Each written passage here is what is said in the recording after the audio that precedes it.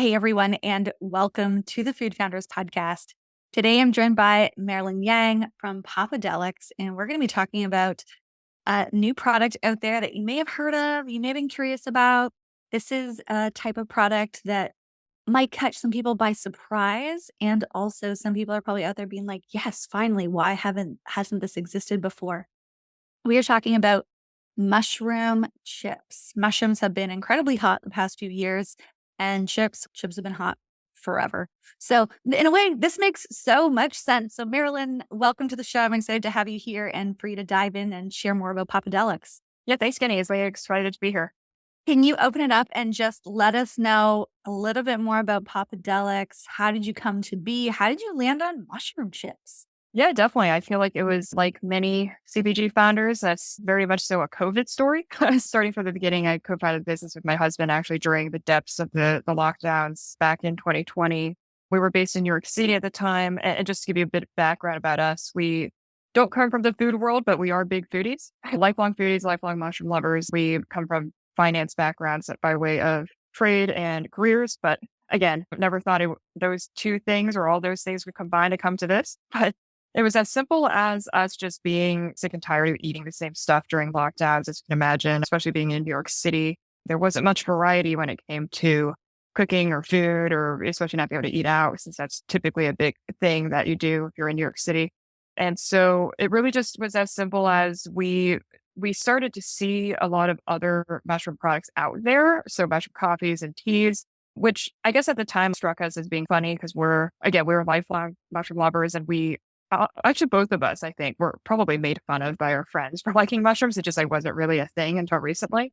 And so I think it struck us because it's like, oh, okay, we're finally not weird. We have validation. People actually care.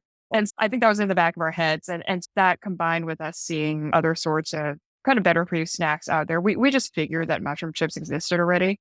Like, I don't even think we really had an MO at that point. We were just like, okay, we're bored of eating kale chips. Let's see if we can find a cool mushroom chip out there, because it just didn't seem that out there to us. And I think we were quickly surprised to find that they really didn't exist. There are mushroom chips out there if you really look. You had to go pretty deep into the depths of whether it's Amazon or online or wherever. Definitely wasn't something we could find in stores, really. And they were all unbranded, unflavored, unexciting. Mostly were foreign imports. So nothing wrong with that, of course, but they just weren't necessarily the flavor profiles we were looking for. And I think that was like an aha moment for us. Like we saw that there was a clear white space in this, what we felt like was a pretty not weird, at least a not weird product category. Like we thought it should exist. And on top of that, they're definitely not being like a branded hip product, more catered to a Western audience in the category. But I think what ultimately put us over the edge in going at it was the fact that we saw that macro trend. Like we really saw that even from before we started the company, that people were more and more interested in mushroom products. And we felt like the timing was just right. So clearly we couldn't have been the only ones who were thinking that something like this should exist already. And so we felt like on top of us maybe being a first mover really, and at least the conceptualization of this type of product that we were thinking could be a really interesting combination. And maybe finally the nail in the coffin was us being bored during COVID. And so I think that's what really put us over the edge and made a go at it. So we incorporated, I guess it would have been the summer of 2020. But as you can imagine, not coming from the States, and this was during COVID. So as you can imagine, like sourcing and production was all really crazy. We didn't actually launch until April of 22. So although I feel like our journey is almost going on 4 years now, which is crazy, the product's only actually been out there for a year and a half. So in a lot of ways, it's still very early for us and a lot of exciting things going on. And so pretty much been nonstop ever since April of 22. I feel like a year's worth of stuff happens every month. Yeah, absolutely. I love that story. I love how you saw this macro piece. You realized that there was a white space in the market for a proper branded product like that met the Western taste buds. And you went at it. And thank you for sharing also that it was a 4-year journey to where you are right now. It was a 2-year journey until you actually launched. I think a lot of times people think that it's like an overnight piece. I have an idea. Bang, this is going to be in Whole Foods next week, right? At least next year. And you know that is just not the case. How did you manage the fact that this maybe it took 2 years to bring to market? I think a lot of people maybe would have lost that passion during that point, may have questioned if they should keep going with this, especially as the world started opening up again. Talk to me about how you guys managed to continue to push through with that and keep the passion alive for this idea. Yeah, it's funny because I feel like when we reflect on it, it's almost good that we didn't come from the industry because I don't think we had any sort of concept of how long it would take. And I think we recognize our own limitations too. Like we aren't food scientists ourselves. And so this was something where we knew we had to learn a lot on the fly. We had to engage a lot of outside help on. Like we just went into it already knowing it just wouldn't be an overnight thing just because of that alone. On top of COVID being on top of that.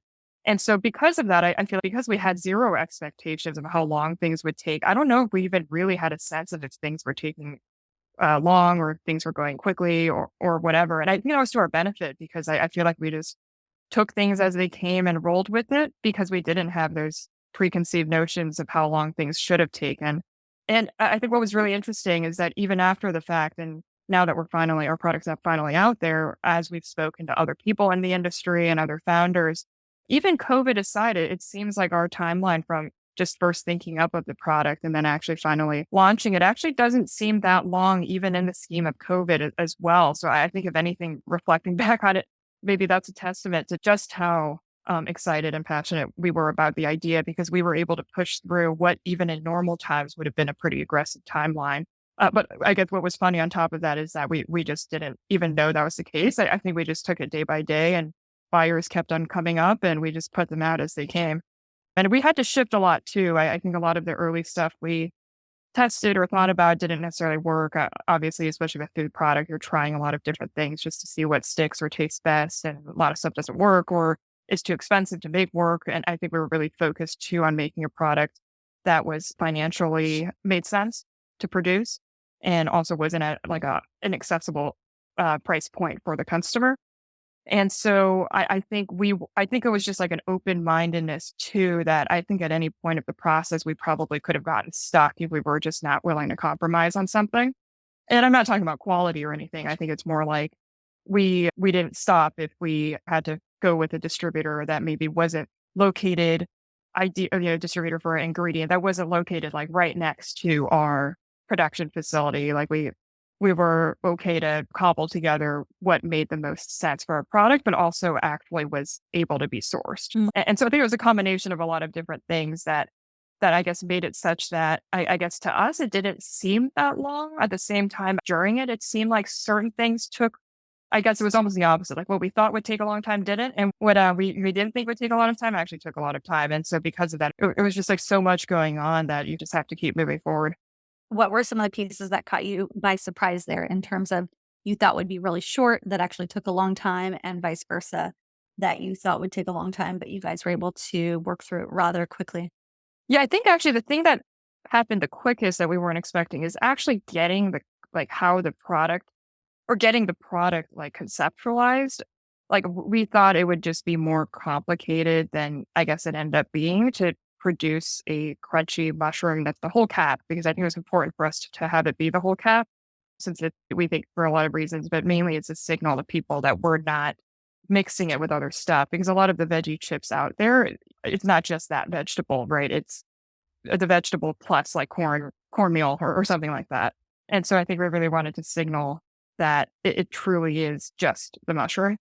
And so we actually thought like stuff like that would be difficult to do or like it would be difficult to get crispy or shelf stable or whatever. But I think we were fortunate. We were able to engage with a R&D group out of Brooklyn at the time. And they did a great job, I think, just taking the idea. And I think within even less than a month, I think of starting to work with them, we started getting samples and they gave us ideas of how we can do this. And I think that took much quicker than we thought it would because we thought we would have to be creating something from scratch. Mm. And then, or that it would just be really hard to do from like a food science standpoint, but it ended up actually not. And I think the one thing that took longer, or it was more like logistical hurdles. I think this was one of the things that COVID just made a bit harder was actually getting started with our co-packer. So I think all sourcing of new co-packers has its own struggles, but I think in our case, we were first time founders. We were looking for them to do something during COVID when they already were short staffed or had production issues. I think it was just a combination of a lot of different moving pieces on their end as well. Right. I think understandably so. I think they're typically hesitant. Co-packers are a lot of times hesitant to take on new customers, right, for a lot of different reasons. And so I think even when we identified the group that we're using even still today, we have a great relationship with them now, but I think it took a lot for us to demonstrate to them that we were serious. Because I get it. I think from their perspective, I'm sure they get tons of inbounds all the time. And it was one of those situations where we were able to get them to commit to a trial date initially. But I think from the initial date we set to the date we actually ended up doing it, it might have been like a 6-month difference. And there was a lot of reasons that went into that. But I think those types of delays, I think were just things that we weren't thinking would happen as drastically as they did. But again, I feel like that was maybe a bit more COVID driven. And how did you convince them that you were a brand to be taken seriously? Because, yeah, you're right. Co-packers get calls all the time and people talking about different products, and it is hard to get a new brand taken seriously sometimes. What were some of the things that you and your husband did that were able to get them on board with seeing that, no, this is something serious. We are really taking this serious. We want you to be a serious partner with us. I think this is a story I tell a lot actually, and it was one of I think I would describe it as one of the biggest risks we had to take.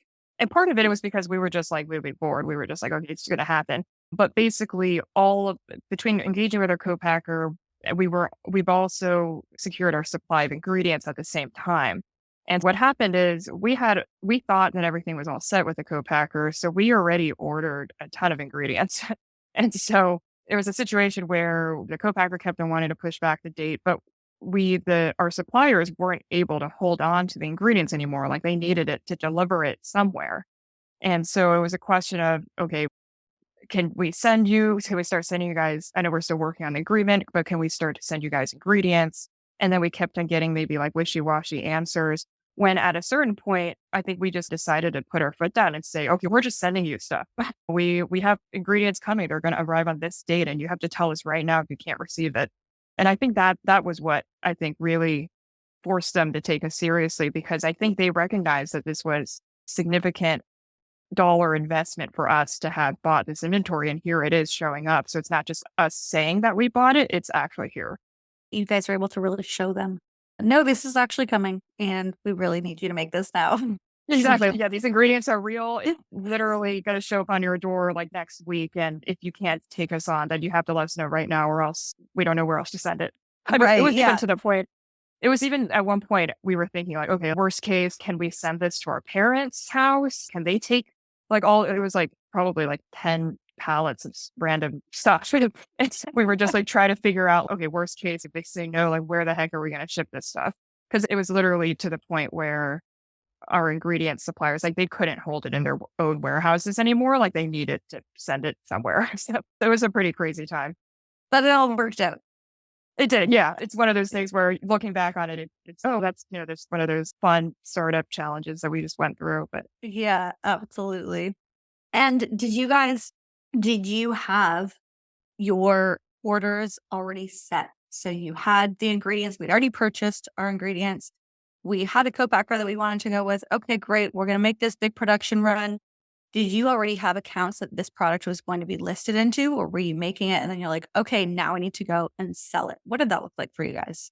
yeah, and actually, funny you bring that up. I feel like we were actually just going maybe a few steps back. So the way our product is made is such that we had to essentially skip the step. I feel like a lot of brands go through a step where they maybe go through a phase where they're making their product out of the test kitchen. They can do small batches, etc.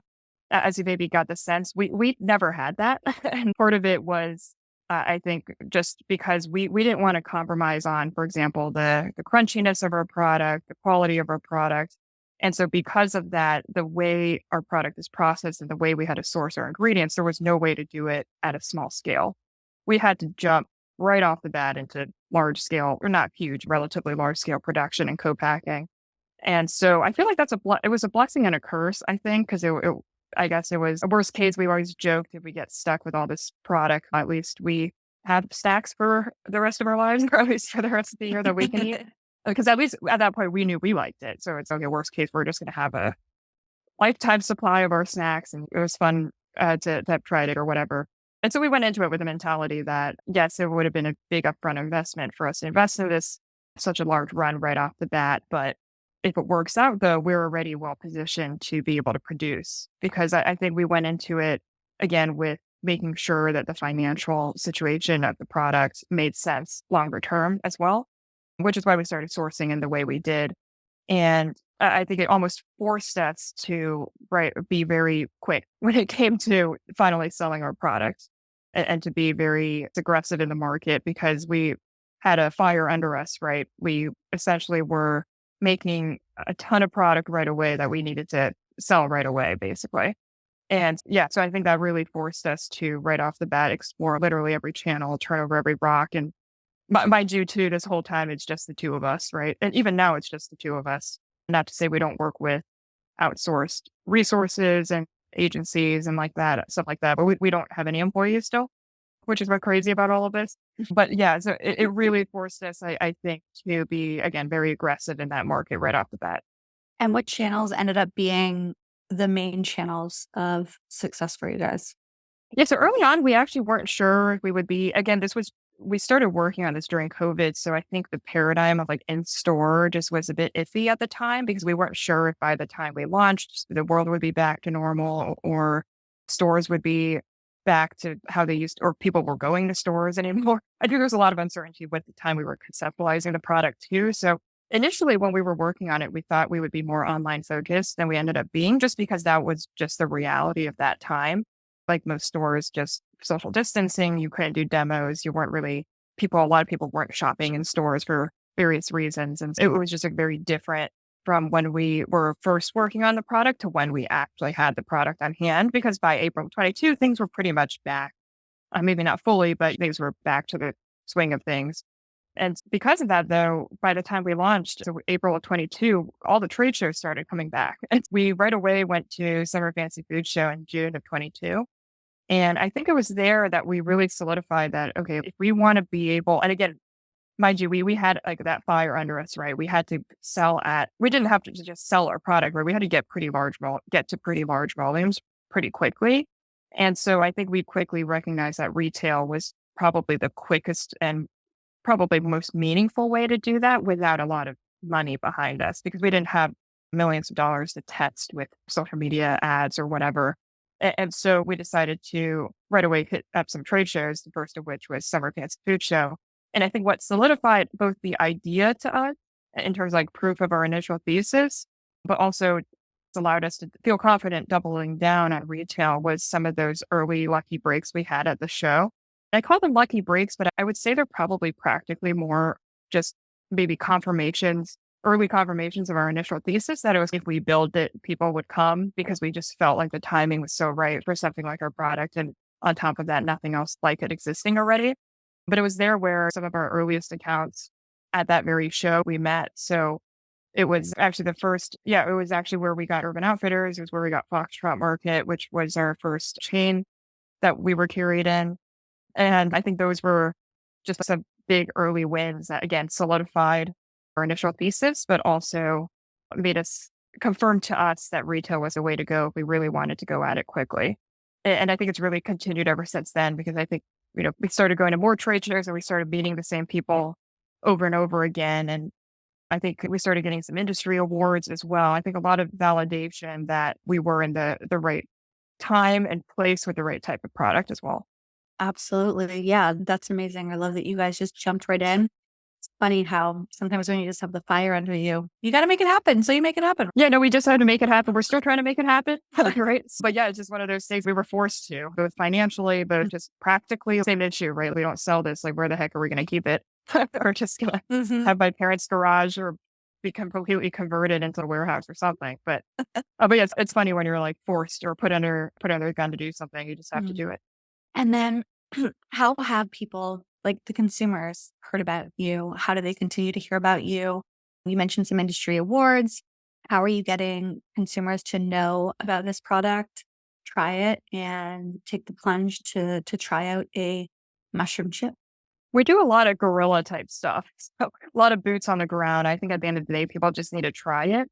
And so another thing that we started doing a lot of very early on is any sort of like in-person selling event that we could get to ourselves, especially like the two of us, we just did it. So in the early days, we did every vegan festival in particular. I think vegan festivals were where we found like our earliest fans and also the people who I think were just already primed for a product like ours. And so I feel like that's where we found a lot of our earliest support networks. We started to meet a lot of the other people in the industry through those types of events. I think those were super valuable for us early on because I think between the two of us in those first few months, we spoke to thousands of customers, like just one on one. And actually, it was there that doing this that also solidified, I think, us really focusing on retail because the number one thing that came out of people when they would try our product and liked it and bought it is where can I find this in store? I think it was like an aha moment for us that as much as people are shopping online, like when it comes to certain product categories, maybe like grocery or whatever, people still have a routine of going to the store. And so people just want to get it, grab it when they're doing their weekly rounds or whatever.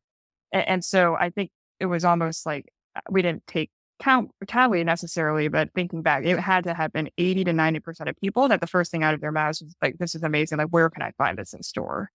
Like they almost like at some level didn't care if you can order it online or not. Yeah, that's interesting. Even though consumers' behaviors have shifted, it's like they're still going to grocery stores, right? They still want to be able to throw it in their bag. And your brand does very much look like a DTC brand. However, they're still going to grocery stores, right? Yeah, for sure. And I feel like it was another just like a practical where we were at personally, right? We didn't have the funds to be testing different online advertising strategies and not being 100% sure if their ROI would come back. On top of us just needing to sell at large volumes right away, because even if you're able to tap the D2C, it can take a lot of time and investment to get to higher volumes. And I think even over time, as we started to get into stores, I think what we found almost is because we did become truly omni-channel. I think what we found was really interesting is if we would have a random store pop up, I'm making this up. Actually, if this is a random example. We had a store pop up in Nebraska that carried our product. There was like an independent natural food store. And then all of a sudden, we had a noticeable uptick in orders from people in Nebraska ordering the product online.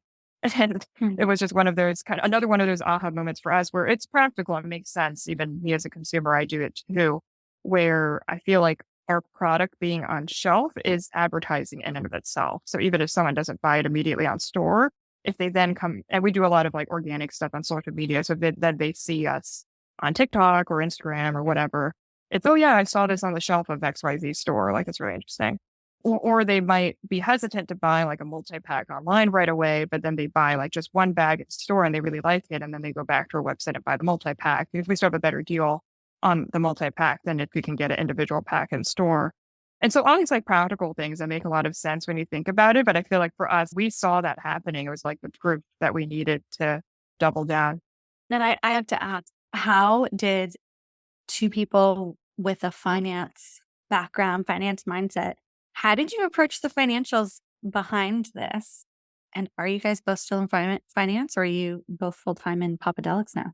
Yeah, we both actually in different ways, but we both still do our work in finance. Mhm. So that is partly how we fund the business as well. Mhm. But I think it's interesting because I feel like we had to have a balance of both, right? Because coming from finance, we're very financially conservative in the sense that we don't want to, waste money if the ROI isn't there. We don't have proof that the ROI is there. But at the same time, we were taking a risk in general with even doing what we were doing. So we had some level of risk tolerance. And I feel we joke, right? We're not fully finance people, but we're not fully CPG people either. And I think that's what it took for us to have done it the way we did, because again, we weren't fully finance people because we were still willing to take some level of risk in terms of some level of upfront investment without a guarantee of an ROI in certain things that we did. But we also weren't fully maybe traditional marketing focused CPG either, where we weren't just looking to throw money at something and hope it works. I think we still made very conscious type of decisions too, or I think it was more like if we saw that we would test something in a small way. If it didn't work, it just didn't work. And we cut it off right away and shifted those funds elsewhere. And so if anything, maybe at the end of the day, it was just like us being willing to test a lot of things very quickly early on. And then once we found something that worked, just doubled down and focused everything on it. And so we knew our resources were limited. And it's almost like we were hyper aware of that, right? Given our backgrounds, that we essentially just, once we found something that worked, we just stuck with it. That makes a lot of sense. That's like a perfect balance there of the risk taking and the practicality of it, which I think you need to have, right? Yeah, and I think too, again, I think we made it almost because we were forced to go into co-packing right away. We right away, I think, had in our mind just making sure that whatever it was that we produced, the unit economics made sense. And I think that was like the benefit of us jumping straight into it that way, because we knew that if we were selling the volumes we needed to sell, the unit economics would make sense. And versus maybe having, if we started small, I don't know how much visibility would have had right off the bat to that. But I think because those were all things we were thinking about so early on, that it did give us the confidence to keep going too, because we just knew it was a volume game. We just needed to get the sales to a certain level to where it supported our level of production, basically. And did you guys try to make it profitable from day one? I know that's a big piece in the CPG world. Do we make this profitable from day one? Do we not? How do we actually make that happen? From two financial background individuals, I'm curious, how did you guys approach that question? Yeah, we definitely, that was our goal from day one. I don't think it's possible to do it literally from day one, but that was definitely our goal, to essentially get to profitability as quickly as we could. And so I feel like it was a combination of a lot of different things, again, to where we had to jump straight into co-packing. So initially, the way we sourced our ingredients and we would produce, we knew the unit economics would work as long as we had the sell through of what we were producing, right? So we knew that was true. I think on top of that, us consciously making the decision to self fund everything, right? When it's your own money, I think you're a lot more careful with it. I think, and that kind of forced us to run super, super lean, right? Like we don't have any employees again, and we bootstrap everything. But I think it was a balance too, because there were certain things that we did invest quite a bit in. For example, our branding in particular, which I don't think we would have gotten where we were without us having done that. So that, I think, in our eyes, that was definitely a worthwhile thing to have done. But yeah, I think we went into it right away. It was that fire under us, right? Like we were producing at these large quantities. We knew that if we could get to the sell through we needed, it would be able to be profitable. And on top of that, we basically have no overhead. And so it really was just a sales game. And we're still working on it. I'm not saying we're there yet, but I think especially this year with a lot of big retail launches coming, I think that's almost like within the horizon now, which we're pretty excited about. But it was definitely like a long journey to get here, and we had to, in the meantime, I think, continue to invest quite a bit in the business. And we have two questions. Number one, I feel like a lot of people are questioning, why exactly does this taste like? Does this taste like a mushroom? That's always what people ask when anything is mushroom based. Does it taste like a mushroom? Does it taste like a chip? Where does it fall on the taste profile for people? It tastes like a crouton. So Oh, if you were to blindfold someone, this does not taste like a mushroom at all. Basically, we have three flavors. They're all vegan, gluten free. We're also non-GMO, project verified. And we do have a truffle flavored chip. So we have a truffle parm. It's a vegan parm. That's our only mushroom tasting one. But again, we use shiitake mushrooms. It doesn't even taste like shiitakes. It tastes like truffle because we and have, who doesn't love it's, that? yeah, we have truffle as part of the flavor. We joke about that one because it's a mushroom flavored mushroom. But again, like we have our other flavors, for example, red rosemary salt. That's our most mild flavor. It quite literally tastes like an Italian crouton. A lot of people like using it as crouton. And then finally, our Thai chili flavor. It tastes like a hot Cheeto, but I think it's really more of a texture thing. I think it's really our product in particular. It's really one of those you have to try it to believe it, because I feel like I could wax poetic about it, but people really just need to put it in their mouths to fully get it. And I know we didn't talk about it a ton, but I think that's why we do a ton of, again, boots on the ground type of demo, whether it's demos, being at community events, because at the end of the day, people just need to try it. And I think on top of that, like word of mouth, really, I think once people try it, they're really so shocked, I think, at what they Yeah. discover that they have to rave about it. And on top of that, the people who end up being the most passionate fans of our product, a lot of times are self declared mushroom haters, because I think as long as we're able to get them over the hump of actually trying our product, I feel like they're just so shocked. Like, how in the world can I actually like this? And so then they start raving about it a ton. Amazing. You're mushroom converters, bringing people over to the mushroom side. Yeah, that's our goal. Again, I think our number one goal with having initially creating our product was we wanted to make mushrooms more mainstream. I think we understand that I think a lot of people just haven't had them in the right way. It's probably the idea. And on top of that, especially in general here in the US and Canada, most people probably haven't had mushrooms beyond a white button mushroom slash portobello mushroom. And so I feel like there's just a lot of education on top of that. But at the end of the day, people just want stuff that tastes good. They could care less what it actually, maybe even if they think they don't like mushrooms, if it made of mushrooms, but it tastes good, I think they can get over that. And so I think at the end of the day, our big focus was on making a snack that tasted good, regardless of if you like mushrooms or not already. I love that. And I love what you've done here. It makes so much sense. The name, everything is so on brand with everything. Go check them out, guys. It's a great brand, great product. And I love what you're doing to introduce people to mushrooms and get mushroom lovers a new way to enjoy getting this incredibly beneficial product. For anyone who is like, oh, I need to go try some Popadelic mushrooms now, where can they find you? Yeah, so you can check out all of our info on popadelics.com. So that's Popadelics.com. We do have a store locator on there. We're in a lot of independent natural food stores in the US, although I guess most excitingly, we did recently launch in Sprouts Farmers Market. And so if you do have a Sprouts near you, be sure to check us out there. Nice. Very exciting. And congrats on the recent Sprouts launch. That's very exciting for the brand.